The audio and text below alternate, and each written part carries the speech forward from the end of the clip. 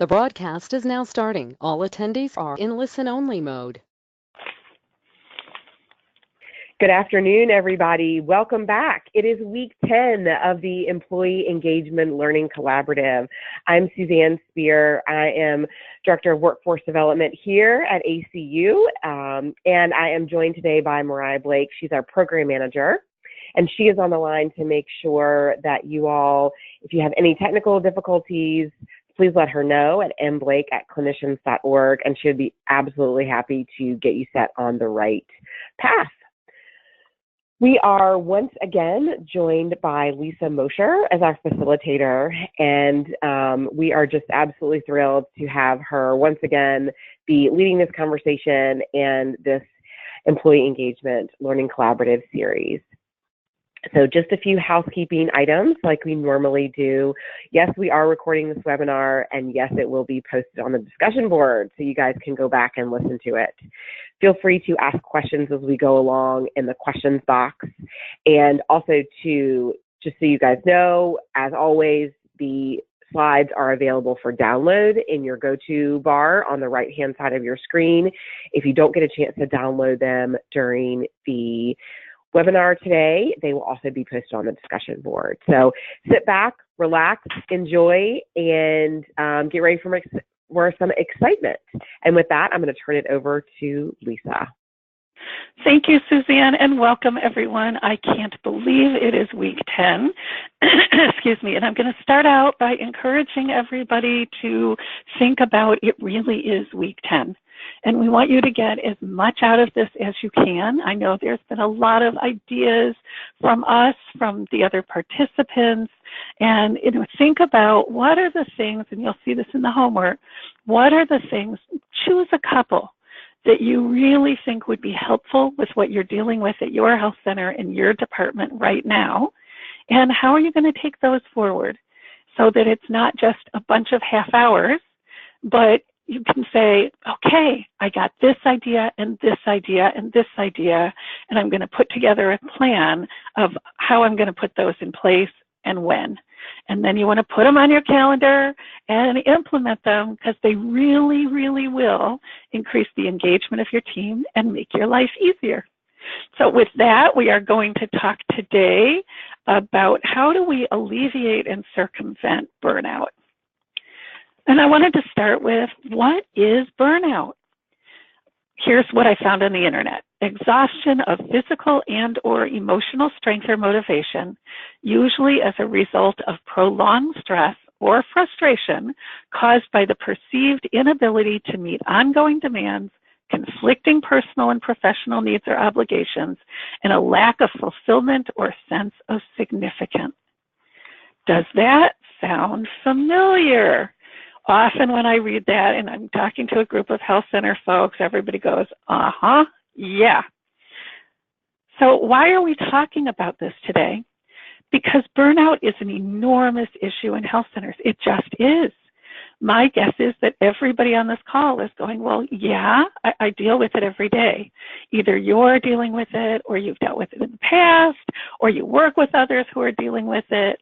And you know, probably better than I do, that as managers and as role models, it's just critical that you're able to circumvent burnout in yourself and to deal with it effectively when it creeps up so that you're able to help the people on your team do the same. And, we've all heard on the airplane, put on your oxygen before you help others.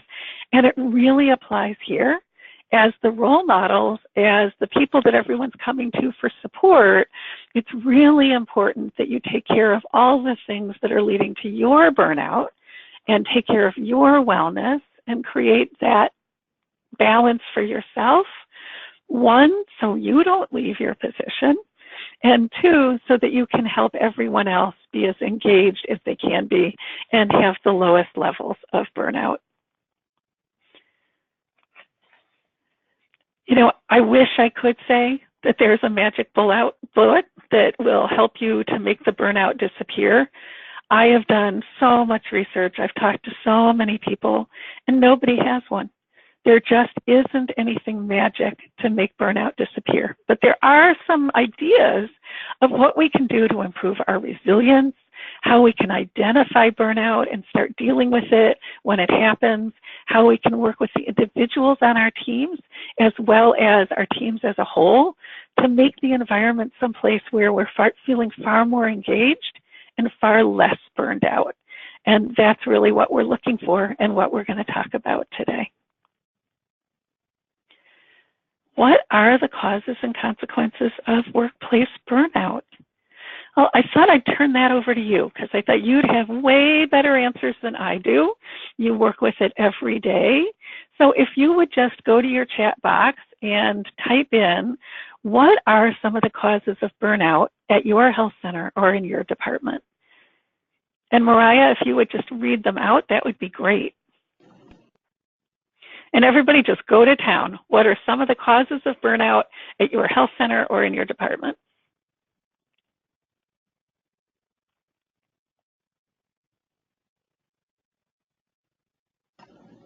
Oh, I was on mute, sorry. So far we have change. Turnover rates result in existing staff doing more work. Way too much work in the time frames we have to do this. Deadlines and competing. Absolutely. Anything else? More work than have time in a day or week. Absolutely. And it's standard, right? It's standard in any workplace. And then you're working in community health centers, and they're wonderful mission-driven places to work. And there can be challenges that can lead to burnout. So you named a lot of them. And others are feeling like, and you said some of these, feeling like I don't make a difference or what I do doesn't matter. And that's one of the major causes of burnout in a health center. Productivity expectations, more to do than time allows, which you said, lack of work-life balance, lack of training for yourself and for others. So that means maybe you don't have the time to get the training that you need, and then how do you make sure that everyone else has the training that they need? Insufficient staff, which may come from constant turnover, it may come from staffing levels that you've been given, but either way, insufficient staff. Poor customer service and attitudes from coworkers, lack of teamwork, lack of support, positive work relationships with your manager. Really common things that cause burnout in the health center, and we'll be talking about these more as we go forward. So what happens with that? There's all of these things that can lead to burnout. What are the consequences? Well, so here are some of the ones I came up with.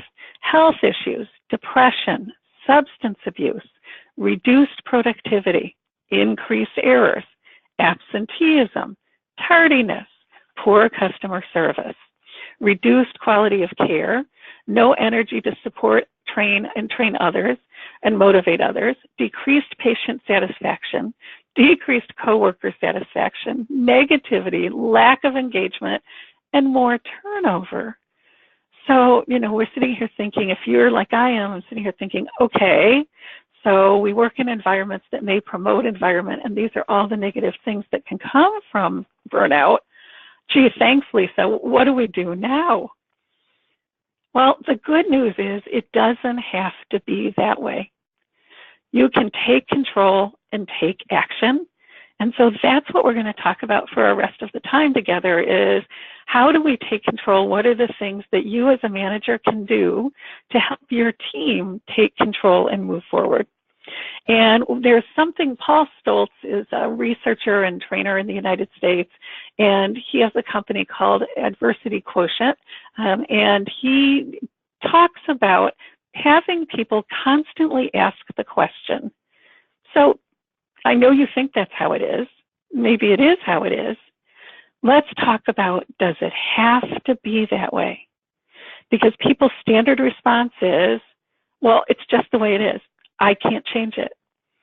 And so I encourage you to step back, and maybe the culture of your whole department can be getting people to ask each other in a very supportive way, I hear you, and boy, I sure understand.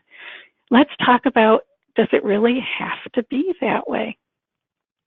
because there are actions that you can take to help reduce burnout in yourself and in others, and actions that they can take as well. So the most important thing, the very first thing to do, is to acknowledge that there's an issue. And it's key, right? I think in many departments, if people are just thinking, yep, we can't do anything about it, so why talk about it? It just makes it worse. And when we have our meetings, we don't talk about it because we figure there's not much we can do about it. Or if we do talk about it, it turns into a session, right, where people just dump it all. And sometimes it's important for people to get that off their chest.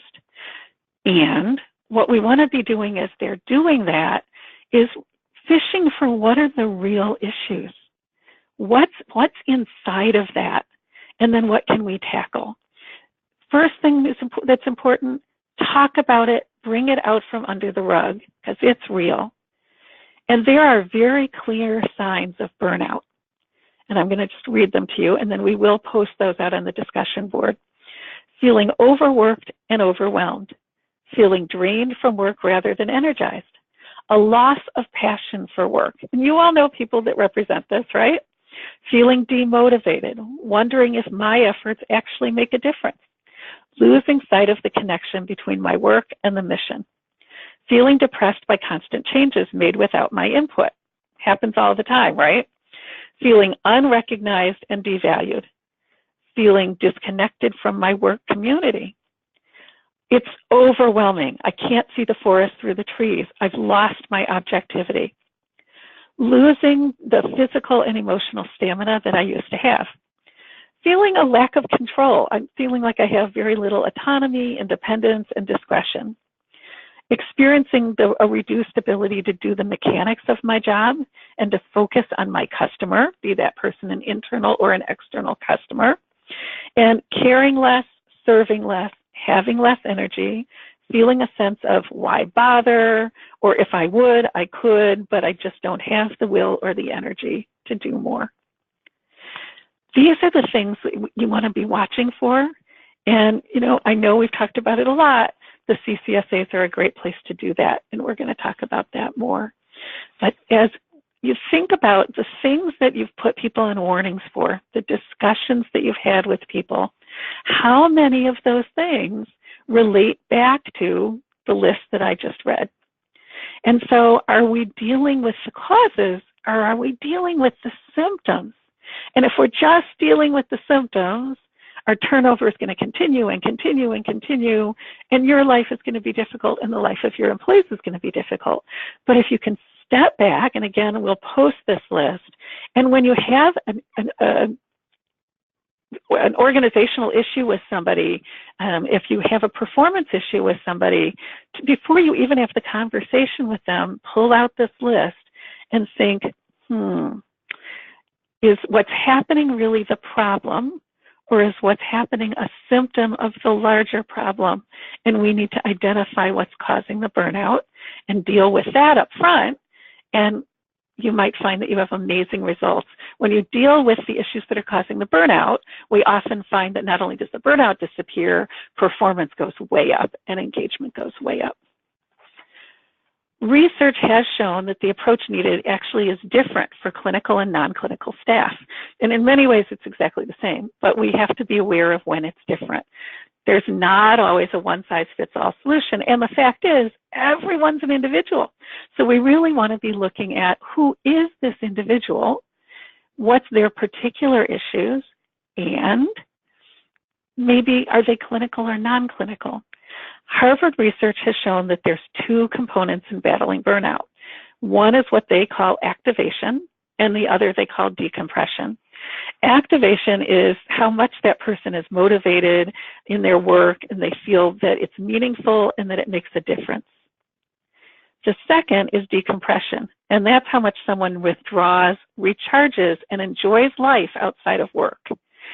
So for non-clinical employees, the study found that activation, the ability to feel that I make a difference at work and that my work is meaningful, is the most important of the two.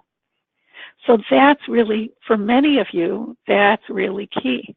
Because if you have non-clinical staff, you're really going to want to be helping them to see how they're connected to the mission, to make sure that the work that they're doing really is meaningful, that they see the difference that it makes, and to be doing that recognition on a really regular basis and trying to catch them doing things right. For clinical employees, they found that that's flipped, that although that's still really important, more important is their ability to disconnect at the end of the day, to leave work, to walk away, and truly leave it behind. So for those of you who are managing clinical staff, you want to think about, how do we have things set up? Are people really able to walk away at the end of the day? What I see often in health centers is the providers go home and they do their charting. And sometimes they'll say it takes them late into the night. How is their satisfaction going to be if what we know is the most important thing for them is to be able to walk away and leave their work behind at night? Are we having people on call? Are we sending emails to the folks that work for us at night? We really should think about that when we do it, because if you have a culture where emails are sent at night, my guess is the culture is also that people respond at night. And whether you're clinical or not, how do you let go of the job? How do you stay engaged? And how do you have fun with the rest of your life if you're constantly connected with work? So again, if it's clinical people, that's even more important, but it's important to both. So working with teams as individuals, you have a team of people and burnout is an individual issue. So you have to start with looking at your team.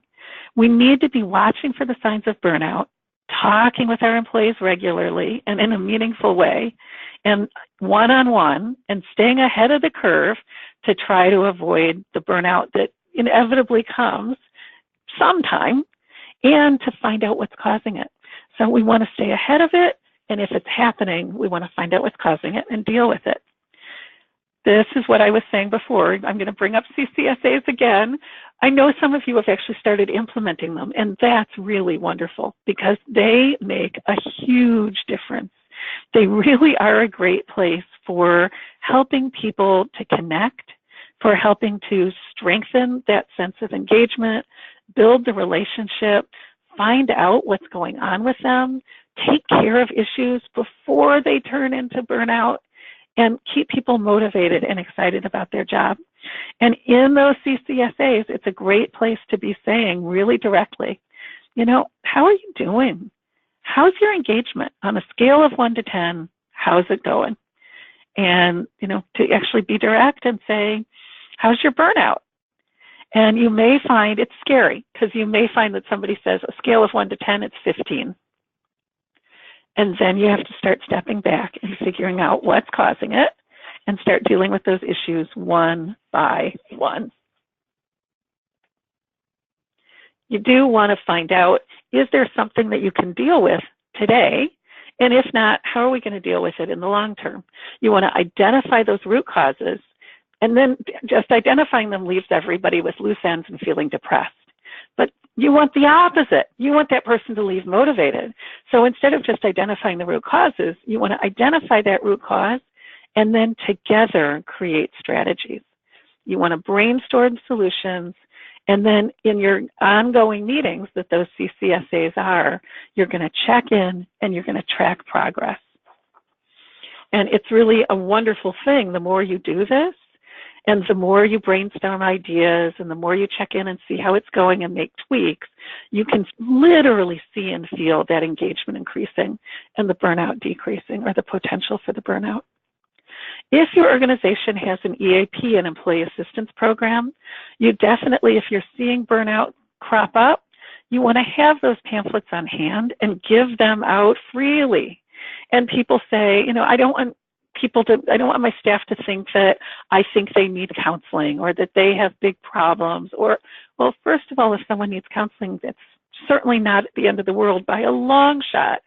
And secondly, that's not really what you're saying. In most cases, you're saying, I'm not sure if you know about our employee assistance program or if you've thought about maybe contacting our employee assistance program. They're totally confidential, and they might have ideas or resources that I haven't thought of, and maybe they can help you think of ways to get through this time or to deal with your wellness issues or whatever it is that's causing them to feel burned out. So your EAP is really a wonderful resource to be able to offer to people, and those CCSAs, again, is a wonderful place to be able to do it. So you're going to be working with people one-on-one. You're also going to be working with them as a team. So how do you do that? Well, first of all, reduced burnout is seen in teams that actually reflect the following things. There's been a lot of research, and they found that if a team has these things, burnout is almost non-existent. And those things are recognition, integrity, respect, diversity, effective communication, teamwork, creativity, balance, wellness, seeing patients and coworkers as individuals, ensuring meaningful work. That just keeps popping up, doesn't it? Connection to the mission and how I make a difference. There's that one. And fun. If a workplace has all of those things, we tend to find that no matter what the pressures are, no matter, how fast-paced the organization is, no matter how tough the population might be that day, that the burnout levels are pretty low. The engagement's pretty high. So you might want to pull this page and, print this and pull this page and look at it and think, I'm going to take this to my team, and let's talk about maybe each team meeting that you have, you choose, not individual meetings so much, but team meetings, you choose one of these and talk as a team about how can we strengthen this in our team. You will start to see significant difference as more and more of these come to the fore, and you figure out how to live them within your department if you're not now. You really want to empower your team to change the environment. You don't have to be the only one doing it, and in fact, you can't. And the more empowered they are, the better it's going to be for everybody. You want to help them to identify the controllables and empower them to change the policies and processes. So you may want to put together a team and have them look at what are their stressors, and does it have to be this way? We go back to that question. Does it have to be this way? And if the answer is often yes, I would push back and say, what makes you say that? And some of the answers are, think about what they would say. It's always been that way, right? And what's the other one? That's just the way it's done around here. I can't make a difference. I can't control it. Is that true? Just because it's the way it's been done in the past, is it true that they can't control it?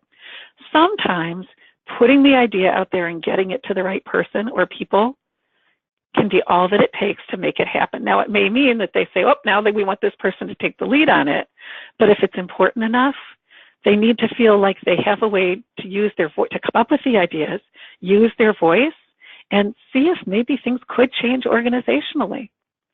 And then within your team, the same thing. We want to find out what their stressors are and ask them, does it have to be this way? There's a set of questions that can help you come up with, have a conversation about that and come up with an answer other than, yes, it has to be that way. It's the core sequence, and it's adapted from a book called The Adversity Quotient by Dr. Paul Stoltz, who I talked about earlier. He's the one that asks, does it have to be this way? You want to teach your staff and yourself to ask the following questions. And it's CORE, C-O-R-E, that's the acronym. Control. What are the facets of this situation that I or we can actually potentially influence? Ownership. What can I or we do to make the most positive difference, the most immediate positive difference? Reach. What can I or we do to minimize the downside and maximize the upside of this immediate situation? And endurance. What can I or we do to make the unchangeable bearable? Because we all know there are things that we can't change. What can we do to make it better? So if we're really fast-paced, maybe we get together sometime to get together socially outside of work. Are there ways that we can make the team feel more like a team? What are the things that we can do? So CORE is a wonderful tool that you can use. It's a great sequence that you can use and you can teach your employees to use as you're trying to alleviate burnout, circumvent burnout, and avoid burnout. You also want to build a sense of community within your health center. That has really been found to significantly reduce burnout. And so I just want to take 1 minute here and ask, are there things that you're doing, and please just type them into the chat, if there are there things that you're doing to build community within your health center or within your department?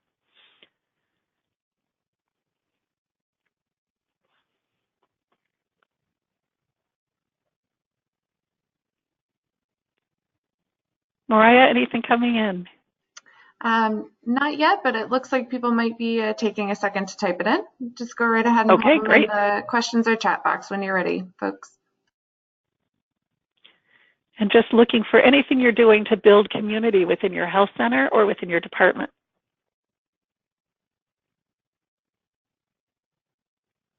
Well, I'm just going to keep going, and Mariah, if anything comes up, if you could let me know, that'd be great. Yeah, we did just have one come in. Sorry. Oh, great. It's wellness moments at staff meetings. Wellness moment, what was the rest of it? At staff meetings. At staff meetings. I love that. And wellness is so important in all of this, and we just can't forget it. And, you know, we need to, when people are saying they're so stressed, we need to be helping them to look at, are they exercising, and are they meditating, and are they doing those things? Are they eating right, and are they stopping smoking? And we're going to talk more about that in just a minute. But that sense of community within the health center is really critical. So another thing you can be doing is coming to your team, because we don't want all of this to be on you. Now your burnout's going to go up. Go to your team and say, how can we increase the sense of community within our team? And it may be potlucks, and it may be, you know, doing different cultural potlucks. It's often about food, and it may be having those wellness moments. And it may be creating walking clubs within your team or your organization. And I know some health centers have 2 or 3 different walking clubs within their organization, different times, so that regardless of when somebody goes on break, they can walk. And if you're not in an area where it's safe to walk or where the weather is conducive to it, you can just walk around the health center. It's a great way to make friends, to increase engagement and reduce burnout. And like I said, lifestyle changes can dramatically influence both resilience and burnout. And for yourself and for others, looking at, am I working too many hours? Am I getting out? Am I taking advantage of my breaks and taking a walk? Can we, as a whole group, start having salad days? Can we be eating more healthy as a group? Can we be sharing recipes? If somebody needs to stop smoking, can we be supportive, and in what ways? How can we help as a team make lifestyle changes for the individuals and as a team and really be supportive? That can be a dramatic changing point, lightning point within your team. As the lead, as the supervisor, as the manager, you could take a class on resilience and build your skills and build your coping skills and then pass them on to your team. And it's really a great skill to have within yourself, in life in general. And you want to look for resources within your organization or your community that can provide both training and support. All right, so really quickly as we come to the end, I'm going to be posting a worksheet, and it's just a set of questions that you can use. And it says, look inward. This is if somebody's feeling burned out or you're worried about them. Look inward. Are you feeling any burnout symptoms creeping in? Reflect. How do you know that? Now shift to the team and reflect. What can I do? How can my teammates help support me? What are the factors that contribute to my burnout? And then, who says it has to be this way? How can I make my life more fun? How can I increase my resilience, strengthen my health, change the environment, address specific issues, gain support, strengthen my sense of team and our sense of team altogether, re-engage with the mission, gain a new perspective, and gain control over the situation? And if you do that together, you can really, as a team, start to see that difference. And if you take the class, that's great. Otherwise, look for resources within your community or within your health center. It doesn't have to be you. Remember, it's so important that you address your burnout first because you are the role model for everything that is to come. So everything I'm talking about today applies to you as much or more than it applies to everyone else. My question for you now is, what can you do as you head back to work? What can you do today to make a difference for yourself and others on your team to increase engagement, identify the factors that could be leading to the burnout, and start mitigating them so it can turn into a highly engaged work environment? You can do it. You are the key. The discussion board questions for next week. What have you done to reduce burnout at your health center or within your team? What's one thing that you plan to implement to reduce your own burnout or the burnout of your team? What do you plan to implement? And then your homework is, we have only 2 weeks to go. We've discussed a wide range of ideas and strategies to strengthen employee engagement. Choose one, just one idea or strategy that you've gained from the Learning Collaborative and create a quick outline. How will you move forward to make this one idea a reality in your department?